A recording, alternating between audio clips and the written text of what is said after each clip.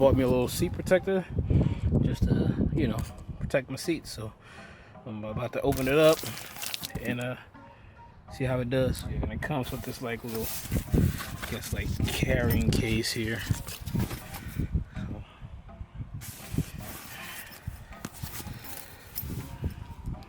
Don't know what that's for, but I guess you can take it in and out, and you want to display the leather, and you can have somewhere to keep it enclosed. So didn't come with any instructions, so you just watch the video online.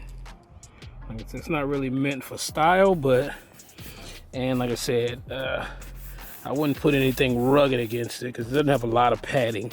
So I think it's mainly like scratch proof, waterproof, spill proof, so something like that. So just to protect your seats if you have a lot of people. Like I said, I do ride share, so all of them can come through.